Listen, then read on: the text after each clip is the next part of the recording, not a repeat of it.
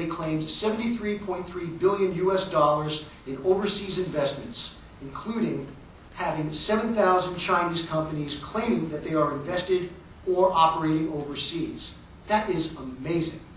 Second, the number of PRC workers in Africa alone, is estimated to be between 74,000 and 100,000 people by Beijing's own statistics. And in 2006, overall, according to Beijing, the total number of Chinese citizens studying abroad or working overseas was reported, staggering number, 670,000 people. That's a little bit more than twice the population of the entire United States.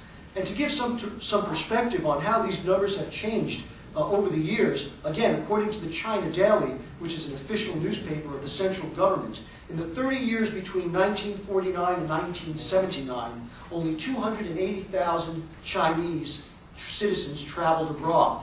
In 2006 alone, that number was 32 million.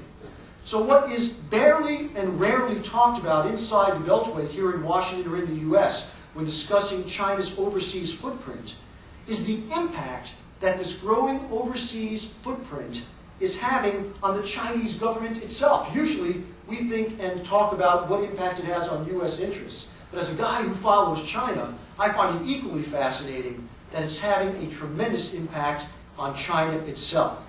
And this global footprint, I would argue, is likely as dislocating and confusing for the Chinese central leadership as it is a source of wariness among many in the US and abroad. Because in many ways, China's new global presence is presenting weighty challenges to the PRC government because that growing overseas presence, one, has outpaced Beijing's capacity to centrally manage it, which is always a bad thing from the Chinese regime's perspective. Two, this presence has outrun the party state's ability to support it logistically, just with government funds. Three, this overseas presence is sometimes undermining Beijing's carefully crafted foreign perception management objectives and is placing some elements of the Chinese foreign policy establishment under stress and is also exposing some long-known shortcomings in the foreign policy coordination process in China. And it's also, finally, underscoring where China has fallen embarrassingly short in the realm of providing security for its citizens and assets overseas, which is the first responsibility of any government, isn't it? So in the interests of time, let me just take 2 or 3 or 4 of these issues and flesh them out for you to give you some idea of how China's growing overseas footprint is having an impact at home in China. First, a growing Chinese overseas presence and an expanding set of global interests is stressing the abilities of some government ministries to keep pace with new demands. And to a large extent, the Ministry of Foreign Affairs, or MFA as we call it, is bearing the brunt of the pressures associated with having to keep up with a growing overseas footprint and an expanding set of national interests. Now, traditionally, Chinese diplomatic personnel stationed overseas spent most of their time reporting on local conditions in their host country or applying Chinese foreign policy objectives with foreign nationals. Fair enough. Today, however, Chinese diplomats find themselves increasingly having to engage in official duties which in the past were the exception, not the norm. And these would include providing consular services for thousands of PRC nationals traveling through their diplomatic jurisdictions. A new phenomenon for Chinese diplomats, servicing their own citizens. Next, dealing with legal incidents and problems between the host nation and Chinese tourists and business persons or business entities. And of course, in some parts of the world, handling the affairs of tens of thousands of Chinese workers sent abroad to work on infrastructure projects, and, most newsome, increasingly providing safe haven to PRC nationals in danger, orchestrating non-combatant evacuations, oftentimes with third countries, and securing host country protection for Chinese property and investments. More on this one later, because that gets pretty interesting. Now, with an expanding foreign policy operations tempo, right, the MFA, the Ministry of Foreign Affairs, is increasingly having to look to expertise outside the ministry to supplement its own in-house specialists and provide research support and policy analyses. And of course, finally, according to ministry officials, China's expanding interests overseas have revealed organizational flaws as another shortcoming at the ministry.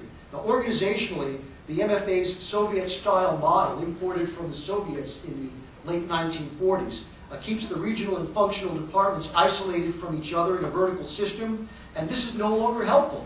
And the ministry may now have to think about how it's going to reorganize. That mentioned to me by a vice foreign minister, so that's pretty authoritative as far as I'm concerned. And parenthetically, policy making toward Iran was cited to myself as an example whereby the current organization of the MFA is having trouble getting the functional and regional branches of its own ministry to coordinate. And that's not even to speak about the fact that across the government, interministerial coordination is more important than ever. But the system, the interministerial coordination system in China, is not yet optimally organized to keep up with the demands overseas.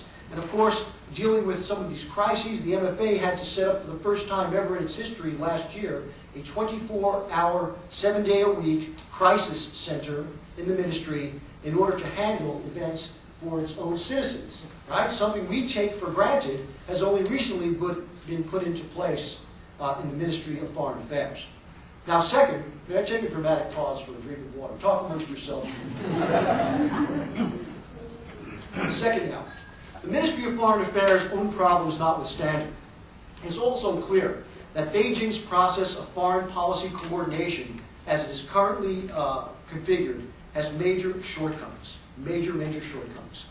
With so many government actors now involved in foreign activities, and that includes state-owned enterprises, such as the oil companies, by the way, there is reason to question whether Beijing's ad hoc system of policy coordination through the use of so-called leading small groups is still adequate to meet the demands of China's increasingly complex overseas interests. Certainly, numerous specialists in China itself have wondered why a national security-like entity, which was first talked about a decade ago, has yet to be put into operation in China. There is no equivalent of a National Security Council to coordinate amongst all the different ministries. And one doesn't really have to look very far to come up with examples of where the Chinese foreign policy coordination process has come up very short. You know what they are already. Three examples would be, of course, in the realm of energy and state-owned enterprises, the unintended, unanticipated political ruckus that the Chinese government had to deal with during the CNOOC's failed attempt to acquire Unocal, an American oil company, in 2005. That would be one example where coordination fell short. Another, of course, would be the January 2006 anti-satellite test, which left the Ministry of Foreign Affairs, if you'll pardon the expression, with egg foo young on its face, trying to explain to the world media why this test had taken place, and it took them 2 weeks to come up with an answer. Clearly, somebody was not in the loop. Or, of course, most recently, the very embarrassing Chinese computer attacks against Germany on the eve of Chancellor Angela Merkel's August 2007 visit to Beijing.